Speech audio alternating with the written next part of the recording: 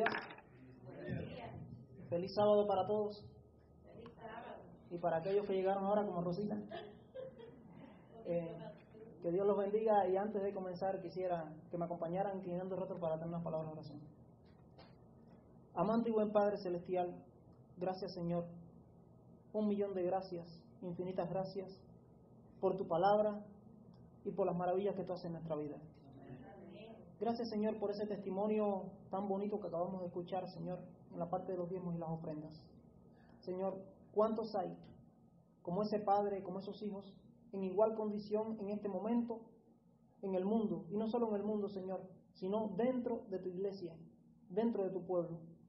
Te estoy pidiendo de forma especial en esta hora, Señor, que tú lleves reconciliación, que lleves perdón, que lleves misericordia a esos que están pasando por una situación semejante, peor o quizás menor en esta hora. Cualquiera que sea, es difícil cuando existen problemas entre los padres y los hijos, ya sea por un problema, por un motivo o por otro, Señor. Te estamos pidiendo, Señor, que tu Espíritu Santo reconcilie en ese medio, que pueda hacer la obra especial en el corazón endurecido de aquellos que se le han convertido en un corazón casi de piedra ya. Señor, no permitas que se petrifiquen, sino que se hagan un corazón de carne, donde tu Espíritu Santo habite y escriba tu ley en sus mentes y en sus corazones. Gracias, Señor, que el ministerio del profeta Elías, que ha de acontecer en estos tiempos finales, como lo dice el libro de Malaquías, capítulo 4, versículos 5 y 6, que él hará volver el corazón de los padres hacia los hijos y el de los hijos hacia los padres, sea una realidad hecha en esta hora y en este momento. Gracias por tu misericordia, gracias por tu perdón, gracias por tu palabra, y gracias, Señor, porque estamos aquí, porque creemos en ti, y estamos, Señor, queriendo salvarnos, porque ya tú nos salvaste, ya tú todo lo diste por nosotros, Señor. Pero, Señor, necesitamos darlo todo por ti. Ayúdanos a rendirnos, ayúdanos a entregarnos completamente a ti, para que tú hagas esa obra especial que tú quieres hacer a través de nosotros. En el santo nombre de Jesús, y por la inspiración de tu maravilloso Espíritu Santo Consolador, te lo pedimos todo, Señor, y te damos las gracias. Amén. Los invito a buscar, sé que muchos se la saben de memoria, la lectura bíblica, que Ricardo entraba en una confusión allí, si era primera o segunda de Pedro. En la segunda epístola del apóstol San Pedro, en el capítulo 1, versículos 19 al 21, dice así: tenemos también la palabra profética más segura, a la cual hacemos bien en estar atentos, como una antorcha que alumbra en lugar oscuro, hasta que el día esclarezca y el lucero de la mañana resplandezca en vuestros corazones. Y ahí me quedo, no voy a seguir con los otros versículos, porque realmente lo que más me interesa es la primera parte de este pasaje. El estudio en esta mañana, y más que un sermón, más que una meditación, es un estudio. Me gusta más estudiar la Biblia que sermonear, siempre ha sido así. Me ha gustado siempre más así, porque es lo que más importa. No tanto sermones, no tanto sermonear, sino más estudio de la palabra de Dios. Y le he titulado en esta mañana la palabra profética más segura, como lo dice el mismo texto. Un texto maravilloso, uno de los textos para mí más bonitos de la Biblia, no solo para mí, sino para muchos. Dentro de los pasajes más impresionantes de la palabra de Dios se encuentra este pasaje que escribió el apóstol San Pedro en su segunda carta. Tenemos también la palabra profética más segura, como dice algunas versiones, la palabra profética más permanente, a la cual hacemos bien en estar atentos, como una antorcha que alumbra en un lugar oscuro, hasta que el día esclarezca y el lucero de la mañana, que es Cristo Jesús, resplandezca en nuestros corazones. Amén. Es decir, que la palabra de Dios, desde Génesis hasta Apocalipsis, completamente fue inspirada por Dios, por medio de su Espíritu Santo, y llegó a nosotros hasta la actualidad. Más de 16 siglos en que la palabra de Dios fue escrita y se canonizó, desde Moisés hasta Juan. Moisés, que escribió Génesis, hasta Juan, que escribió el libro de Apocalipsis. Y toda la palabra es profética e inspirada por Dios, y útil para enseñar, para redarguir, como dice Pablo allí en Timoteo, para instruir en justicia, a fin de que el hombre de Dios, tú y yo, seamos enteramente perfectos, preparados para toda buena obra. Tenemos la palabra profética más segura, a la cual hacemos bien en estar atentos. Y en esta mañana yo quisiera hablar acerca del significado profético de esa palabra, y estamos estudiando en este trimestre el folleto del libro de Apocalipsis, que los invito, los incito, los exhorto a que no estudien un solo día la lección. Cuando en cambio le he preguntado, mandado la lección general, ¿cuántos estudiaron un día? 2, 3 levantan la mano. Pensé que habían estudiado más de un día. ¿Cuántos estudiaron 2 días? Más nadie levantó la mano. Increíble. Se gastan recursos, se regala el folleto, es gratis porque a nadie se lo cobran, y no lo estudiamos en toda la semana. Y este libro es maravilloso, y dice allí Apocalipsis 1:3 que hay una bendición especial para el que lee, para los que oyen y para los que guardan las profecías de este libro, porque el tiempo está cerca. Si hay una bendición especial para el que oye, para los que leen, para los que guardan, entonces si no leemos, si no oímos, si no guardamos, la bendición no es para nosotros. Entonces, ¿cómo es posible que podamos pedir y querer la bendición de Dios cuando no somos capaces de estudiar, de leer, de escuchar y obedecer lo que leemos y escuchamos? Hay que leer, hay que estudiar. No podemos ser músicos de oído. No conformarnos con lo que nos dice el maestro cuando llegamos aquí, con lo que nos dice el predicador desde el púlpito aquí. Porque siempre vamos a estar bien, y diciendo bien que no cabe la palabra, vamos a estar mal alimentados. Porque vamos a conformarnos con migajas. Si no estudiamos personalmente, la salvación es individual, es personal, el estudio es personal, es individual, y necesitamos conocer la Biblia personalmente por nosotros, lo que Dios nos dijo, y no solo la Biblia, sino lo que Él nos reveló por el Espíritu de Profecía, los libros que Elena de Juárez escribió, maravillosos. Tenemos que estudiar cada vez más, conocer más.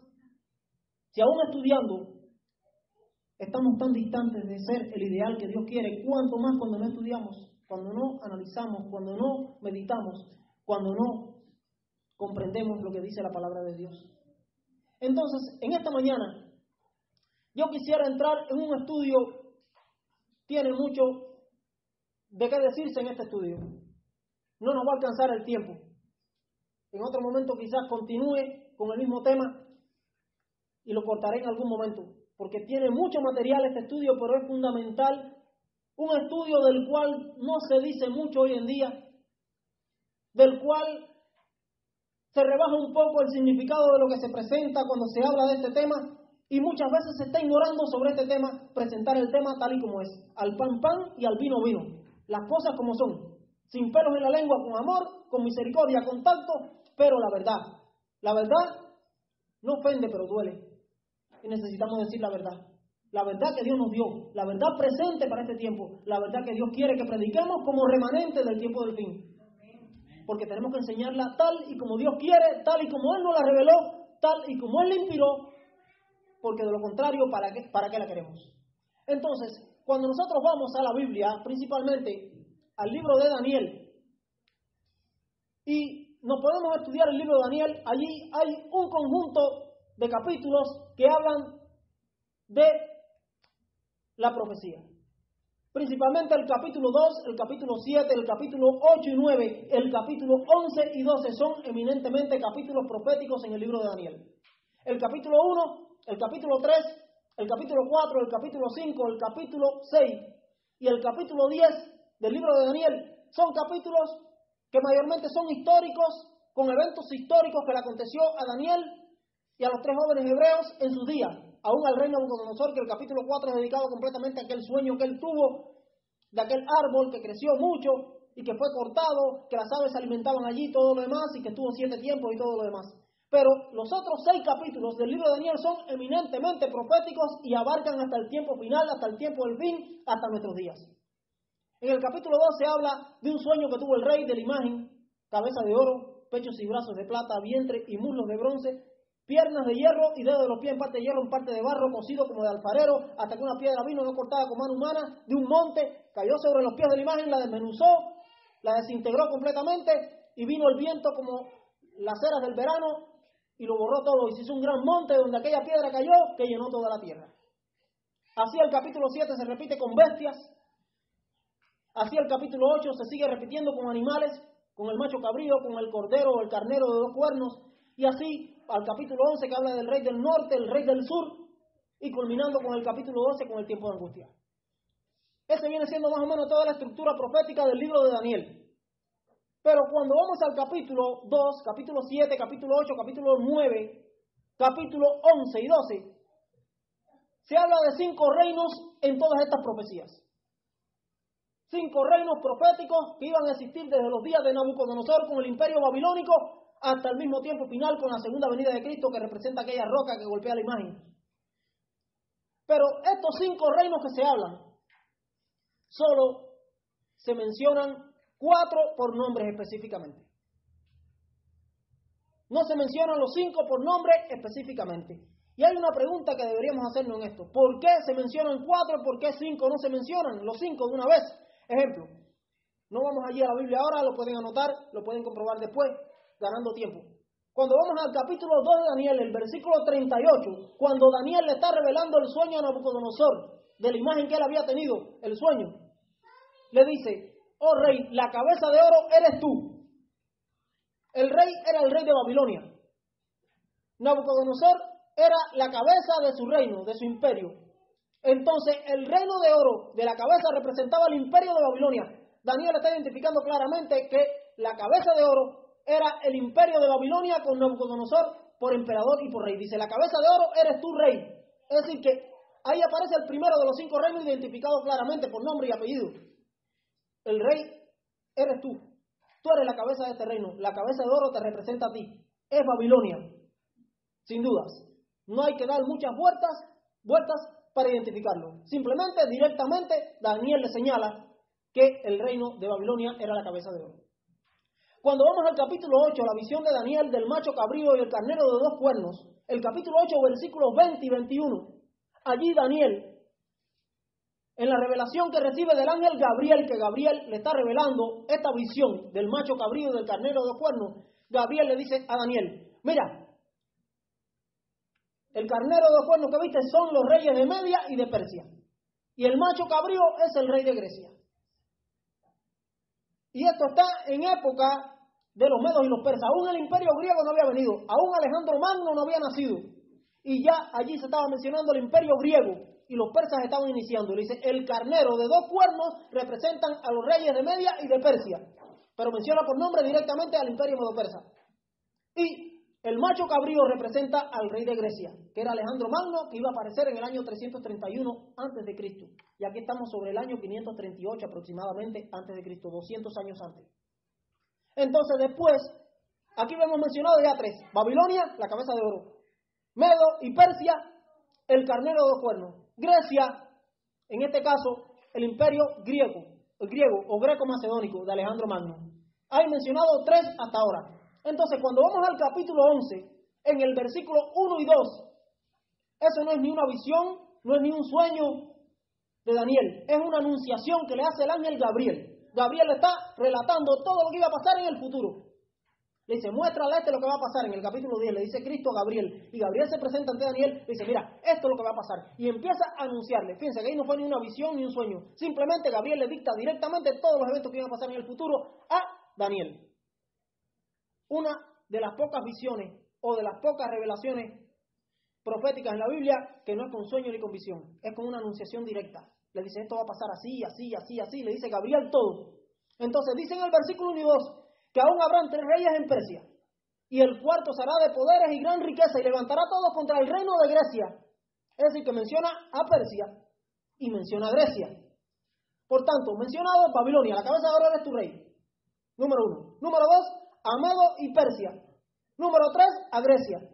Y número 4, el cuarto imperio que aparece mencionado es el reino de Dios, el imperio mundial de Dios, que está en Daniel capítulo 2, versículos 44 y 45. Dice que aquella piedra que golpeó la imagen que hizo un gran monte es el reino de Dios que llenará toda la tierra. Así lo dice en resumen allí. Por tanto, de los 5 que se mencionan, que aparecen en las profecías de Daniel, en todas estas profecías, que son las mismas con diferentes elementos en cada capítulo, se mencionan específicamente por nombre 4, pero los 5 no. Se obvia, se salta el nombre directamente del imperio cuarto, en este caso el representado por el hierro de las piernas y los dedos de los pies en parte de hierro, en parte de barro. Y en el capítulo 7 de Daniel la cuarta bestia terrible que no tenía identificación, que tenía dientes, uñas de hierro, dientes de bronce, y que dice que salían 10 cuernos en su cabeza y que salió un número 11 que arrancaba 3 en su salida. No se menciona por nombre directamente quién es. Y entonces cuando vamos al capítulo 11, hablando del rey del norte, rey del sur, termina siendo parte del rey del norte. Pero no se menciona directamente por nombre. Se menciona solo a Babilonia, a Medo-Persia, a Grecia y al reino de Dios. De esos 5 se mencionan 4, no los 5. La pregunta, ¿por qué se mencionan 4 y no 5? Miren, la clave está que Dios, sabiendo que en los días del cuarto imperio mundial, que es el imperio romano, y Roma en sus dos fases, la Roma pagana de los césares y emperadores, y la Roma pagana papal, que fue una continuidad de la Roma pagana imperial, el cristianismo se iba a ser una religión universal. Cristo nació en los días de Augusto César y fue bautizado en época de Tiberio César. Durante la época del imperio romano fue cuando Cristo vino, cuando Él nació, cuando Él se bautizó, en la época que Él desarrolló su ministerio público, y terminado su ministerio público, murió, ascendió y vino el Pentecostés 50 días después y nació la iglesia cristiana en el año 31 después de Cristo. Por tanto, el cristianismo surgió y nació, la iglesia cristiana, en los días del imperio cuarto, del imperio romano. Pero Dios, sabiendo que el cristianismo iba a ser en ese tiempo nacido, evitó mencionar directamente por nombre para evitar varias cosas contra la iglesia cristiana de Dios que estaban haciendo en aquellos días. Número 1, mayor ataque a la Biblia. Número 2, menos persecución y muerte para los cristianos. Y número 3, menos ataques al libro de Daniel. Porque imagínense que Daniel dijera específicamente el nombre, que el cuarto imperio mundial es la Roma pagana y la Roma papal, directamente por nombre. Como dice así de Babilonia, como dice así de Medo-Persia, como dice así de Grecia, como dice del reino de Dios. No se menciona el nombre de Roma por ninguna parte directamente. Porque si esto hubiese sido directamente, la persecución contra los cristianos hubiese sido más fuerte, más dura de lo que fue. La persecución contra la Biblia por parte de este imperio en sus dos fases hubiese sido peor. Y la persecución contra el libro de Daniel específicamente hubiera sido más terrible. Imagínense, miren, tenemos la Biblia y conocemos la estructura de la Biblia, el canon de la Biblia. Sabemos que están la ley, que es el Pentateuco, los primeros 5 libros de Moisés, los salmos y los profetas. Los profetas, hablando de los profetas mayores y los profetas menores. Profetas menores son 12 y los profetas mayores se consideran profetas mayores a Isaías, Ezequiel y Jeremías. Ahora, ¿en qué parte se queda el libro de Daniel? Increíble. Daniel ni es profeta ni es salmo, lo han puesto dentro de los escritos. ¿Pero por qué? Si Daniel es un profeta, Daniel debería estar entre los profetas mayores y no está en esa estructura, porque a través de la historia lo han puesto en ese nivel porque quisieron desaparecer el significado profético del libro de Daniel y no darle tanta importancia como un libro profético, como un libro por excelencia profético, que iba a advertir de los peligros que iban a venir sobre el mundo a través de las épocas para el pueblo de Dios. Entonces le han desvalorado. Principalmente comenzó con los judíos. En el canon judío lo pusieron así. Porque el libro de Daniel, en la profecía de las 70 semanas del capítulo 9, anunciaba que el Mesías era Cristo. Cuándo iba a venir, cuándo iba a nacer, cuándo iba a ser bautizado, cuándo iba a ser crucificado y cuándo iba a ser la oportunidad del pueblo judío para aceptar a Cristo como el Mesías. Y para evitar quitarse eso directamente, y por eso le estorba tanto el capítulo 53 de Isaías, que habla del siervo sufriente, que Cristo vino como siervo sufriente la primera vez, y ellos pensaban que era un conquistador terrenal. Entonces cuando tú a un judío le enseñas Isaías 53, que ahí está hablando de Cristo, te maldicen. Cuando le enseña a Daniel capítulo 9, no quieren ni oírlo, porque es del Antiguo Testamento, del canon del Antiguo Testamento. Entonces, para quitarle valor profético al libro de Daniel, no lo ponen dentro de los profetas, ni menores, ni los profetas mayores. No, los mayores no lo ponen, y menos en los menores. Entonces, Daniel, ¿qué cosa es? Un escrito. Lo tienen como algo escrito, como un salmo, como un tipo de salmo, como un libro poético, quitándole ese valor profético que tiene el libro de Daniel, que para mí es más importante que el libro de Isaías, que el de Ezequiel y que el de Jeremías, en lo que refiere a la profecía. Eso ha pasado. Entonces, cuando nosotros analizamos todo esto, tenemos que entender algo. Aunque no se menciona por nombre directamente, sin embargo, más de la mitad del libro de Daniel, más de la mitad del libro de Apocalipsis, se está refiriendo a este cuarto poder, a este cuarto imperio mundial, ya sea la Roma pagana imperial como la Roma papal. No dice el nombre ni el apellido, pero da características bien claras, específicas.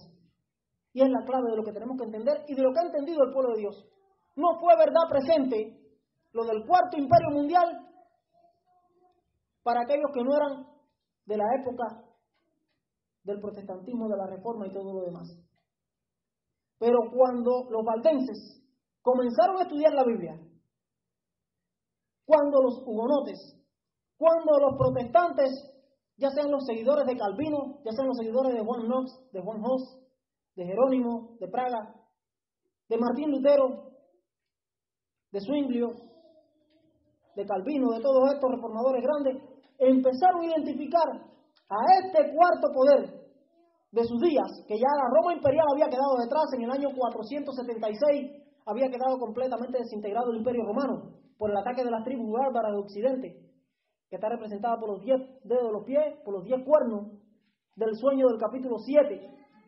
Entonces empezaron a identificar al sistema papal como el anticristo, el cuerno número 11 de la profecía bíblica, y no tenían temor de señalarlo directamente que era el anticristo. Y hoy en día se quiere callar la boca. Miren, yo les quiero decir algo. Yo tengo varios familiares en Cuba que son católicos, apostólicos y romanos. Los quiero, los amo. No tengo nada en contra de los católicos. Hay muchos católicos que son mejores que los adventistas, que son más fieles que los adventistas dentro de lo que creen, que aman a Dios y tienen mayor calidad humana que muchos de nosotros que somos adventistas. Y Elena de White dice bien claro en El conflicto de los siglos que la mayoría de los que se van a salvar están dentro de la Iglesia Católica. La Iglesia Católica tiene 2.000 millones de miembros en el mundo, al menos reconocidos. Casi que la tercera parte de la población mundial, porque somos 6.000 millones, 7.000 millones de habitantes, vamos para los 8.000. 2.000 millones de habitantes o miembros que reconocen ellos, entonces es la tercera parte de la población mundial que pertenece a la Iglesia Católica. Y dice Elena de White que la gran mayoría de los que se van a salvar están dentro de la Iglesia Católica todavía, y muchos de los que están dentro de la Iglesia Adventista se van a salir fuera, se van a perder. Y es la verdad. Entonces no tengo nada contra el católico como persona, sino contra el sistema papal, que la Biblia dice bien claro que es el anticristo de la profecía bíblica, que es enemigo de Dios, enemigo de su ley, enemigo de su palabra, enemigo de toda la verdad de Dios. El sistema papal es un problema contra el sistema. No tengo nada contra los alemanes, pero sí contra el fascismo. No tengo nada contra los cubanos, yo soy cubano, sino contra el comunismo. El problema no es la persona, el problema es el sistema que dirige a cierto grupo. No tengo nada en contra de los judíos, sino contra el sionismo. El problema es la ideología. El problema es el sistema. El sistema comunista no es bueno. El sistema sionista no es bueno. El sistema fascista no es bueno. El sistema católico no es bueno. Es el anticristo de la profecía bíblica. Los católicos no tienen culpa de lo que es su sistema. Su sistema sí es corrupto, su sistema sí es anticristiano, su sistema es pagano, su sistema es enemigo de Dios, de su ley y de su palabra. A través de la historia lo ha sido, lo es y lo seguirá siendo hasta el mismo fin, porque la Biblia lo dice. Y si no, ahora mismo dejamos de creer en la Biblia, porque Dios lo dice bien claro en su palabra. Entonces, hay varias características, pero hay algo especial que lo quiero leer en esta mañana aquí, que son 2 o 3 citas de Elena de White, para que vean qué cosa es lo que va a despertar al mundo, qué cosa es lo que va a permitir que miles se conviertan y vengan y formen parte del pueblo remanente de Dios en el tiempo final. En el libro El conflicto de los siglos hay una cita que está un poquito antes de la página 666 que habla de la apostasía, número coincidentemente que coincide en esa página. El 666 es el número de la bestia, y en la página 666 del conflicto de los siglos habla de la apostasía. Dice: conforme vaya acercándose la tempestad, muchos que profesaron creer el mensaje de los 3 ángeles irán a engrosar las filas de la oposición. Ese es el capítulo del conflicto de los siglos que habla en la página 666 de la apostasía. Pero en la página anterior, o en las dos anteriores, dice ella lo siguiente. Página 664 y 665 del conflicto de los siglos, dice ella. En nuestros días,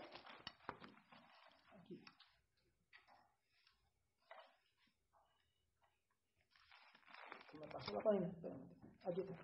Dice, en cada generación, escuchen bien, Dios envió siervos suyos para reprobar el pecado, tanto en el mundo como en la iglesia. Escuchen bien lo que dice. Pero los hombres desean que se les digan cosas agradables, palabras halagüeñas. Como dice el pastor Esteban Borg, tienen piquiña en los oídos. Cuando dice la Biblia, comezón de oír, comezón es picazón. Tienen comezón de oír, tienen piquiña en el oído, quieren que le rasquen el oído. Muchos vienen a la iglesia para que le rasquen el oído, para que le digan cosas buenas, para que le digan cosas agradables. Todo está bien, paz y seguridad, no hay problema. Como un club social para entretenerse y no quieren que le hablen la verdad. Y cuando se habla la verdad se levantan y se van, o se incomodan, o salen hablando en el pasillo en contra del predicador.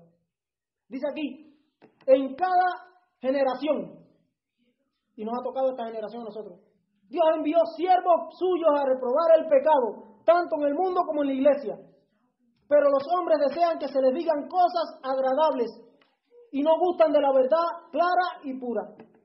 Muchos reformadores, al principiar su obra, resolvieron proceder con gran prudencia al atacar los pecados de la iglesia y de la nación. Esperaban que mediante el ejemplo de una vida cristiana y pura, llevarían de nuevo al pueblo a sus doctrinas de la Biblia. Pero el Espíritu de Dios, escuchen, vino sobre ellos como había venido sobre Elías en tiempo del rey Acab, impeliéndole a censurar los pecados de un rey malvado y de un pueblo que estaba en la apostasía. No pudieron dejar de proclamar las declaraciones terminantes de la Biblia que habían titubeado en presentar. Se vieron forzados a declarar diligentemente la verdad y señalar los peligros que amenazaban a las almas. Sin temer a las consecuencias, pronunciaron las palabras que el Señor les ponía en su boca, y el pueblo se veía constreñido a oír la amonestación. Y ahora ven la parte que me interesa, escuchen bien en detalle. ¿Qué cosa va a despertar al mundo? ¿Qué va a despertar a los que están perdidos, a los que no conocen? ¿Cuál es el mensaje que va a despertar? Lo dice la inspiración, y yo creo en la inspiración de Elena de White. Dice ella, así también será proclamado el mensaje del tercer ángel, que es la verdad presente para este tiempo. Cuando llegue el tiempo de hacerlo con el mayor poder, el Señor obrará por conducto de humildes instrumentos, dirigiendo el espíritu de los que se consagren a su servicio. Los obreros serán calificados más bien por la unción del espíritu de Él, que por la educación en institutos de enseñanza. Habrá hombres de fe y de oración que se sentirán impulsados a declarar con santo entusiasmo la palabra que Dios les inspire. Ahora escuchen, los pecados de Babilonia, ¿quién es Babilonia?, serán denunciados. Los resultados funestos y espantosos de la imposición de las observancias de la Iglesia por la autoridad civil, las invasiones del espiritismo, los progresos secretos pero rápidos del poder papal, todo será desenmascarado. Estas solemnes amonestaciones, escuchen, conmoverán al pueblo. Miles y miles de personas que nunca habían oído palabras semejantes, las escucharán. ¿Qué dice? ¿Qué es lo que va a despertar al pueblo? Miles y miles que nunca habían escuchado palabras semejantes, las escucharán y despertarán y vendrán a formar parte del pueblo. Y dice ella más adelante, cuando el pueblo acuda entonces a sus antiguos conductores espirituales, a sus pastores, a sus ministros, a sus líderes, a preguntarle con ansia, ¿son esas cosas así? ¿Es verdad lo que nos dicen estos adventistas? ¿Es verdad lo que nos dicen del papado, que es el anticristo? ¿Es verdad lo que nos dicen de los jesuitas, de la infiltración, del nuevo orden mundial, de todas estas cosas que están pasando? ¿Es verdad eso? ¿O son unos alarmistas? ¿O es una pura teoría de la conspiración? ¿O están locos o son unos fanáticos? ¿Cómo es esto? A ver, dime. Dice que cuando ellos preguntándole, ¿son esas cosas así? Los ministros aducirán fábulas, profetizarán cosas agradables para calmar los temores y tranquilizar la conciencia despertada.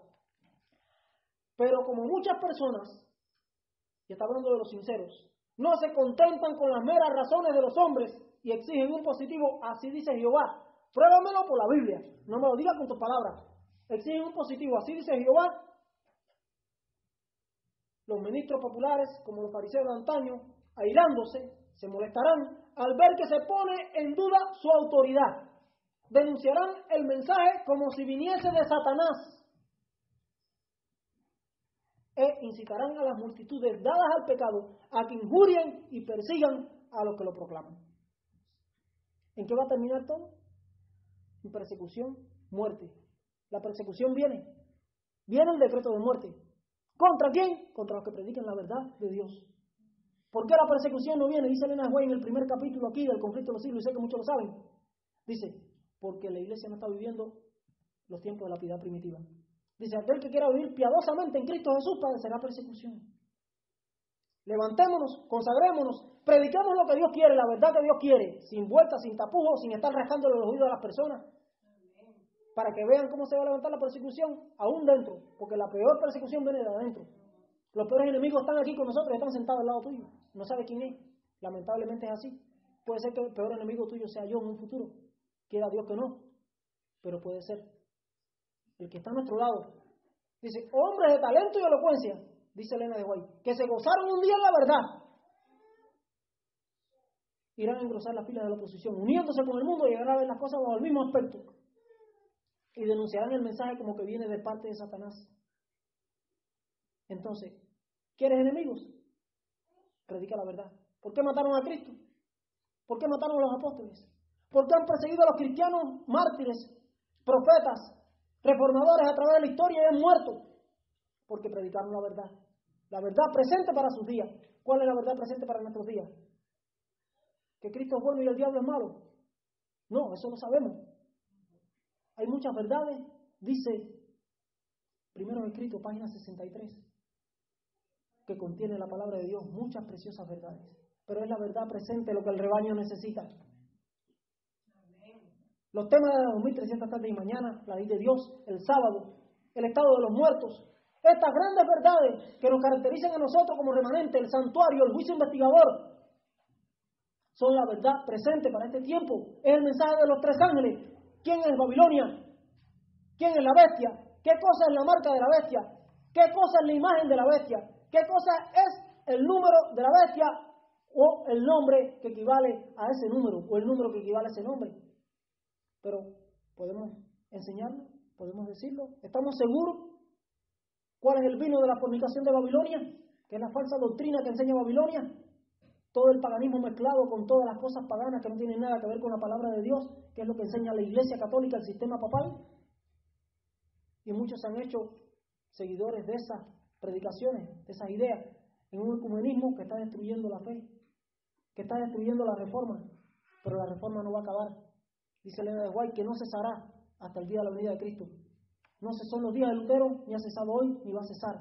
Porque nosotros somos una reforma de la reforma, la Iglesia Adventista del Séptimo Día.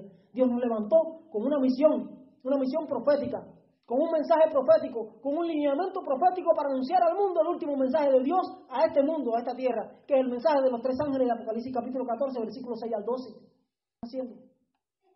¿Qué va a despertar el pueblo? Enseñar estas verdades. Dice miles y miles, y le vuelvo a leer la cita, dice: cuando llegue el tiempo de hacerlo con el mayor poder, el Señor obrará por conducto de humildes instrumentos. No son doctores, no son máster, no son teólogos, no, humildes instrumentos. Dice, dirigiendo el espíritu de los que se consagren a su servicio, los obreros serán calificados más bien por la unción de su espíritu que por la educación en institutos de enseñanza, no con un título en la pared de doctorado, de maestría, de licenciatura, sino que va a ser la graduación del Espíritu Santo. Dice, habrá hombres de fe y de oración, clave, que se sentirán impelidos o impulsados a declarar con santo entusiasmo las palabras que Dios les inspire. Los pecados de Babilonia serán denunciados. Los resultados funestos y espantosos de la imposición de la observancia de la Iglesia por la autoridad civil, las invasiones del espiritismo, los progresos secretos por lo rápido del poder papal, todo será desenmascarado. Estas solemnes amonestaciones conmoverán al pueblo. Miles y miles de personas que nunca habían oído palabras semejantes, las escucharán. ¿Cuántos? Miles y miles que nunca lo escucharon. Yo nunca escuché eso, a mí nunca me dijeron nada de eso. ¿Cómo es eso? Yo no sabía nada. ¿Cuántos hay en el mundo que son sinceros? Dentro de las otras iglesias, dentro del mundo, que no han escuchado estas verdades que conoces tú, que conozco yo. Y necesitan escucharlas. Cuando las escuchen van a salir y van a estar dispuestos a perder la vida. Y cuando vayan a sus antiguos conductores espirituales, como dice aquí, a preguntarle con ansia, ¿son esas cosas así? Dice que los ministros aducirán fábulas, inventarán cuentos, dirán mentiras. Y entonces, como ellos no se contentan con las meras razones humanas, dice, sino con un positivo, así dice Jehová, dice que los ministros los acusarán de que son inspirados por Satanás y que el mensaje viene de parte de Satanás, incitarán a las multitudes, dice, dadas al pecado, a que los persigan y los injurien. Así va a terminar todo. Y no va a terminar muy lejos. Eso está bien cerca, bien pronto. Muy pronto está cerca eso. Necesitamos estar preparados para predicar esta verdad. Pero Elena de White, misma aquí en el conflicto de los siglos, ella lo menciona, que Martín Lutero lo dijo, identificó a este poder como el anticristo, al papado, al sistema papal, a la iglesia católica papal. En el capítulo 7 del conflicto de los siglos, que se llama En la encrucijada de dos caminos, habla acerca de Martín Lutero. Dice ella lo siguiente, citando el libro del historiador de Aubigné, en el libro 6, en el capítulo 9 de ese libro, Elena de White lo cita y dice así lo siguiente: cuando tuvo conocimiento de la bula papal, hablando de Lutero, cuando Lutero tuvo conocimiento de la bula papal, fue una bula que le mandó cuando Lutero clavó las 95 tesis en la puerta del castillo de Wittenberg, en la iglesia de Wittenberg, en contra de las indulgencias, y comenzó la reforma. Entonces el Papa oyó, le llegó la noticia enseguida, y enseguida mandó una bula de excomunión contra Lutero. Y dice que en cuanto Lutero se enteró de esa bula papal de excomunión, dice que en cuanto tuvo conocimiento de la bula papal, dijo Martín Lutero, la desprecio y la ataco como impía y mentirosa. Escuchen esas palabras de Lutero, citadas en el conflicto de los siglos por Elena de White. El mismo Cristo es el que está condenado en ella. Me regocijo de tener que sobrellevar algunos males por la más justa de las causas. Me siento ya más libre en mi corazón, pues sé finalmente que el Papa es el anticristo y que su silla es la de Satanás. ¿Qué dijo Lutero? Que el Papa es el anticristo y su silla es la de Satanás. Entonces Lutero sabía la verdad, la entendía, y Lutero andaba con vueltas rascando los oídos a las personas. No, Lutero era católico, Lutero era un teólogo de la iglesia católica. Lutero conoció la verdad de la palabra de Dios que se la negaban en aquellos tiempos, y cuando la descubrió se dio cuenta dónde estaba metido. Él al principio no quería salirse de la iglesia católica, él quería reformarla desde dentro. Cuando se dio cuenta que no podía, porque se dio cuenta de la corrupción del sistema, de lo terrible que era, entonces no le quedó otra que salir fuera, porque lo expulsaron con la bula del Papa y todo lo demás.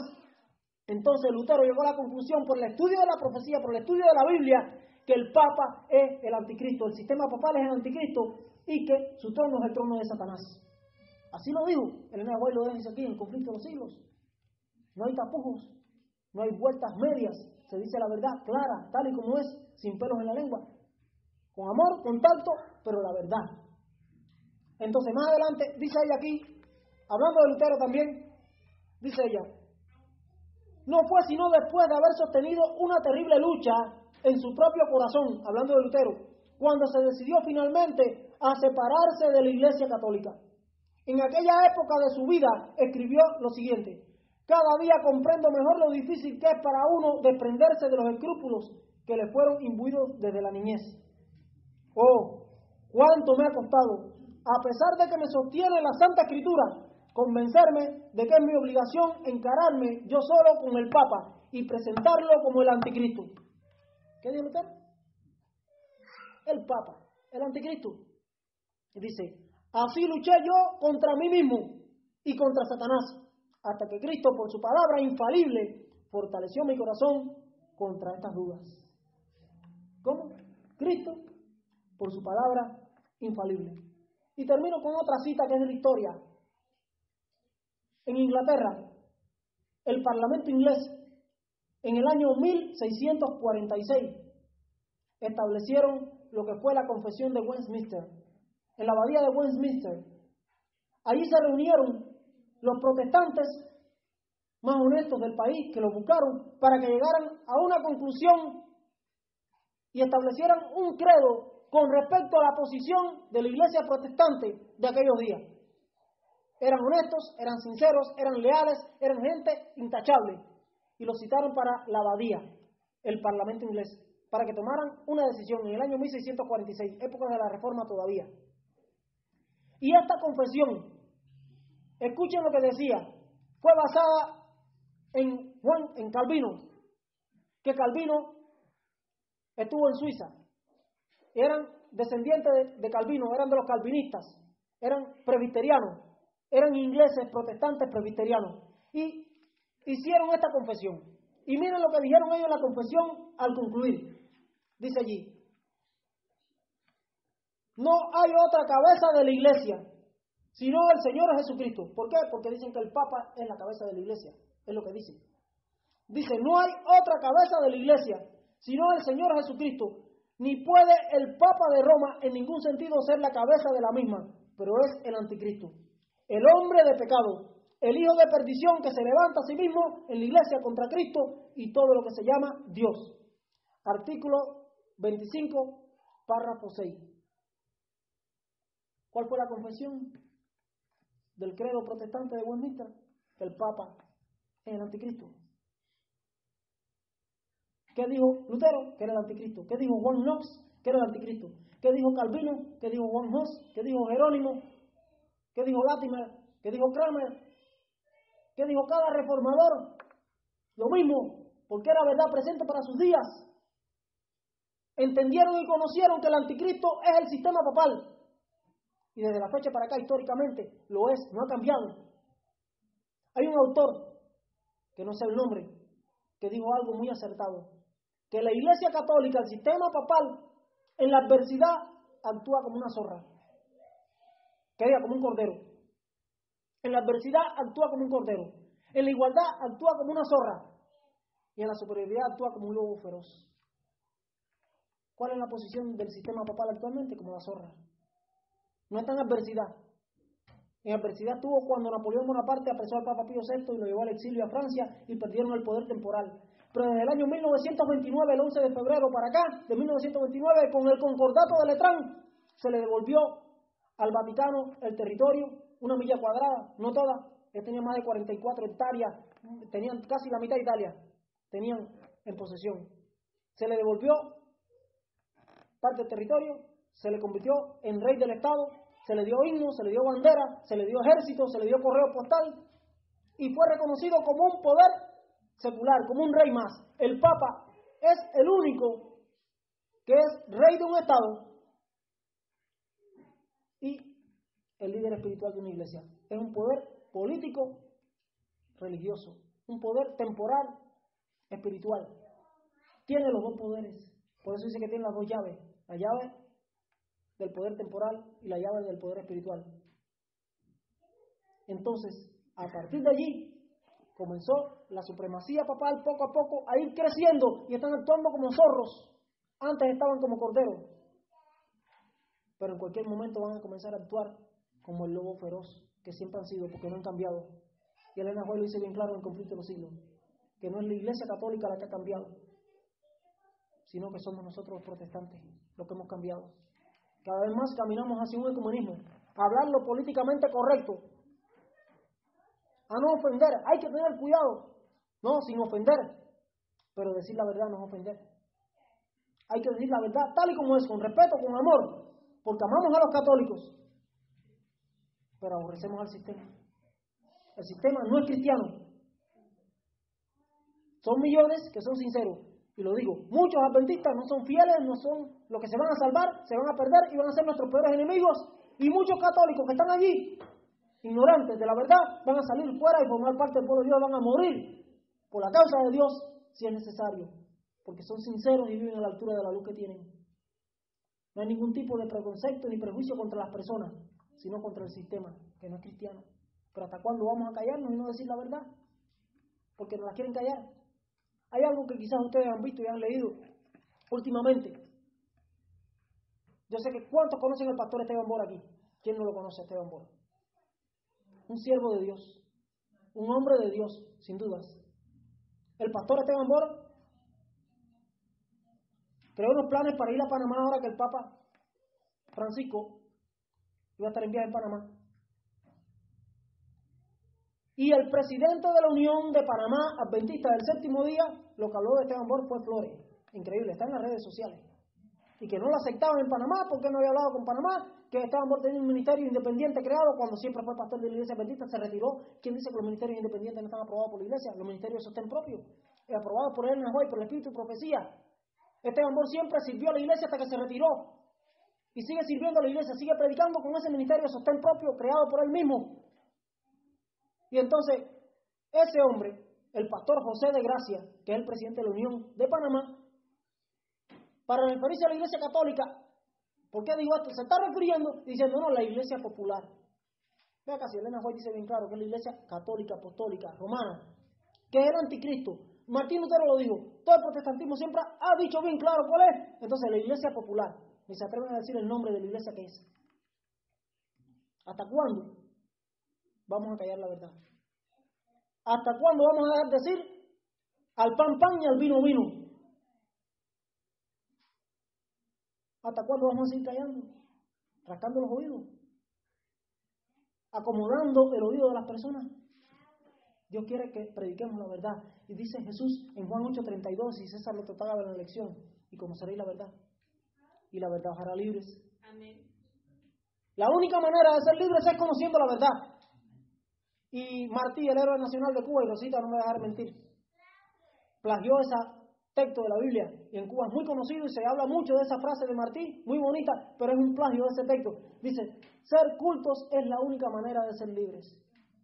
Eso es lo mismo que Juan 8:32, que estaba escrito antes de que Martí naciera, porque Martí nació en el año 1853, y ya esto Cristo lo dijo desde el siglo I. Conoceréis la verdad y la verdad os hará libre. Y dijo Martí, ser cultos es la única manera de ser libres. En un sentido está diciendo lo mismo. Era un plagio a lo que dijo Jesús en su palabra. Y muchos en Cuba creen que eso es una frase de Martín nada más y no se piensan en la otra porque ni se conoce el texto de la Biblia. Pero entonces la única manera de que tú y yo seamos libres es conociendo la verdad. Y no solo conociendo, la verdad es una persona, como decía César. Juan 14:6 dijo, yo soy el camino, la verdad y la vida. Pero en Juan 17 dice, Juan 17:17, santifícalos en tu verdad. Tu palabra es la verdad. Entonces, la verdad, él hablaba también en la ley. La verdad es el sábado. La verdad es Jesús. La verdad es su palabra. Entonces, ¿por qué tener temor? ¿Cuándo tú vas a ser libre? ¿Cuándo yo voy a ser libre? Cuando prediquemos la verdad, la creamos y no tengamos miedo de decirla donde quiera que sea. Porque si nos callan y nos quieren callar y nos quieren tapar la boca para que no digamos la verdad tal y cual es, nos están quitando nuestra libertad. Y yo no estoy dispuesto a ceder mi libertad. Porque yo vengo de un país donde siempre te han querido tronchar. En Cuba desde niño es un bombardeo constante por todos los lugares donde te quieren violar tu conciencia. El comunismo aquel, que no hay nada más parecido al sistema papal que el comunismo, creado por ellos mismos. Creado por los jesuitas. Sí, el comunismo fue un invento de los jesuitas de la Revolución Francesa. Y sigue siendo un invento jesuita de la Iglesia Católica, el comunismo. Entonces, por eso el comunismo se parece tanto al catolicismo. Entonces, yo sé lo que es eso. Sé lo que es ser perseguido en tu conciencia por tú creer la verdad. En Cuba, si tú no eres conmigo, eres contra mí. Es lo que dicen ellos. Allá tú no puedes ser neutral. Tú no puedes ser apolítico. Tú tienes que ser de ellos. Si no eres de ellos, eres contra ellos. Aunque no estés en contra de ellos. Tú tienes que ser o no ser. Si no eres, eres en contra. Y así es todo aquel que quiera ser fiel a Dios. Si quieres ser fiel a Dios, si quieres ser fiel a su palabra, si quieres ser apolítico, si quieres ser neutral, no mezclarte en nada. Sí, Claudia. Perdón, pero también lo estamos viviendo entre nosotros. ¿Algo más? Gracias. Solo quiero recordar. Entonces, Cristo dijo, conoceréis la verdad y la verdad os hará libres. Me quedó mucho por decir, no voy a seguir, porque estaríamos aquí hasta mañana hablando sobre el tema. Ahí les puse una imagen de Elizabeth, no las ponga. Porque quería presentar las 11 características que habla el libro de Daniel, capítulo 7, donde demuestran que el papado es el anticristo de la profecía bíblica. No dice el nombre, dice, la cabeza de oro eres tu rey, identifica a Babilonia. Dice allí en Daniel 8, 20 y 21 que el carnero de 2 cuernos eran los reyes de Medio y de Persia y que el macho cabrío es el rey de Grecia. Y en el capítulo 11 dice que habrá un rey en Persia y después vendrá otro en Grecia.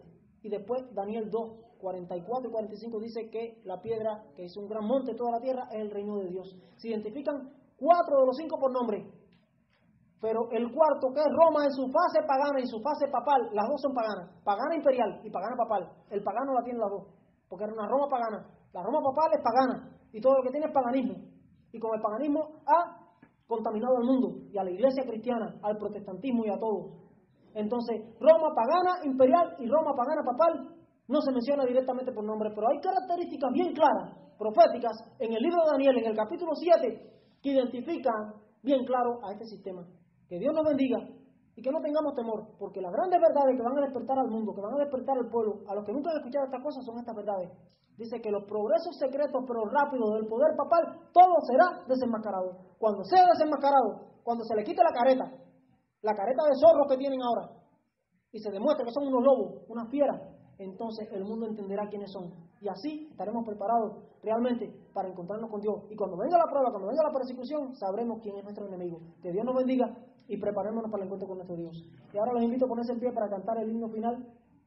Contendamos siempre con nuestra fe.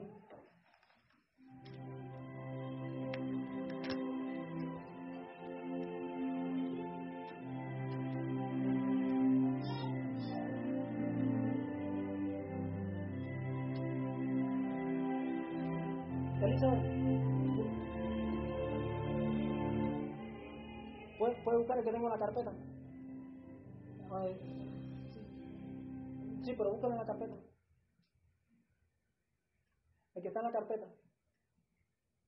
Donde dice música.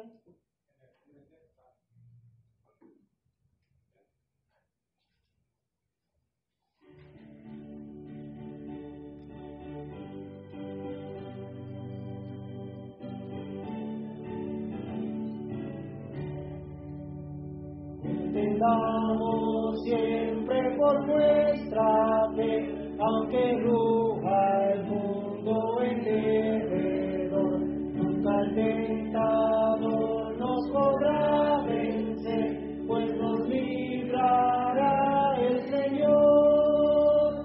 Si sufrimos aquí, reinaremos allí en la gloria celestial. Llevamos la cruz por amor de Jesús, la corona Él nos dará. No seamos tibios de corazón, ni dejemos nunca el primer amor.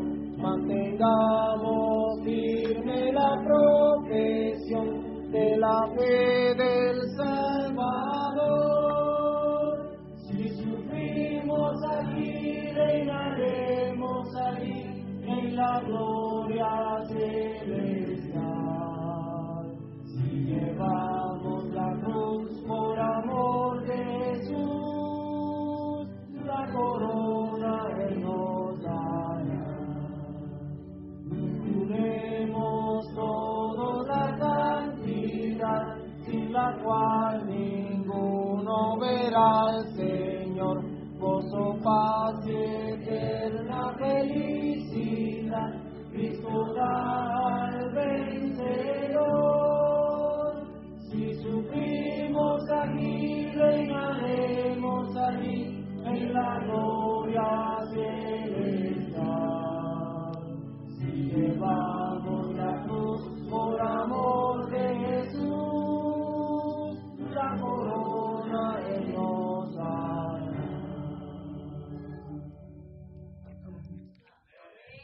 Y los invito a aquel que lo pueda hacer así, que me acompañe de rodillas para tener la palabra de oración.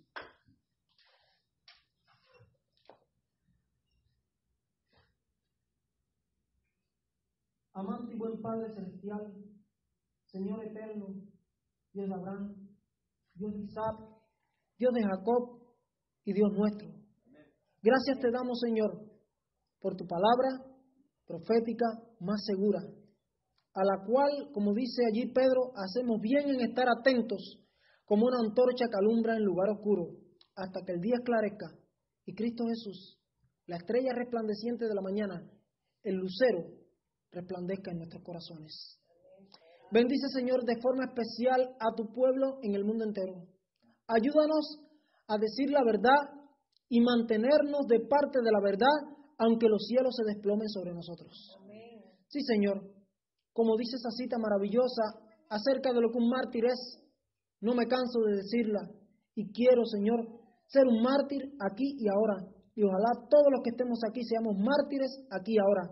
Que dice que mártir es alguien que está convencido de la verdad y la manifiesta tanto en su vida como en su muerte. Sí, Señor, los fuegos de la persecución no hacen a los mártires, simplemente lo revelan. El hombre que no sea ya un mártir aquí y ahora nunca dará su vida por la verdad, porque los mártires murieron no para transformarse en tales, sino porque ya lo eran. Sí, Señor, ayúdanos a amar tu verdad, a amar tu palabra, a amarte a ti que eres el camino, la verdad y la vida para poder llegar al Padre por medio de ti. Pero, Señor, que tu iglesia adventista del séptimo día, que tu pueblo remanente del tiempo del fin cumpla la misión y el propósito por el cual tú nos has llamado. Sí, Señor, que nunca perdamos la visión celestial centrándonos en esta tierra, para así, como siervos tuyos, como humildes siervos tuyos, seguidores de tu palabra, seguidores de tu verdad, al costo de lo que sea, podamos predicar el mensaje de la verdad presente para un mundo que tanto lo necesita. Necesitamos predicar este mensaje. Danos el poder de la lluvia tardía, el poder del Espíritu Santo, para dar el último pregón, el fuerte pregón a esta tierra, para que el mundo conozca tu verdad y miles que nunca han escuchado semejante mensaje tan especial que nosotros tenemos, que disfrutamos, que atesoramos, puedan, Señor, gozarse y venir a formar parte de tu pueblo remanente en el tiempo final. Aunque será una multitud incontable de todas las naciones, es una manada pequeña. Pero tú dijiste en tu palabra que a tu Padre le ha placido darnos el reino porque somos esa manada pequeña. Bendícenos, Señor.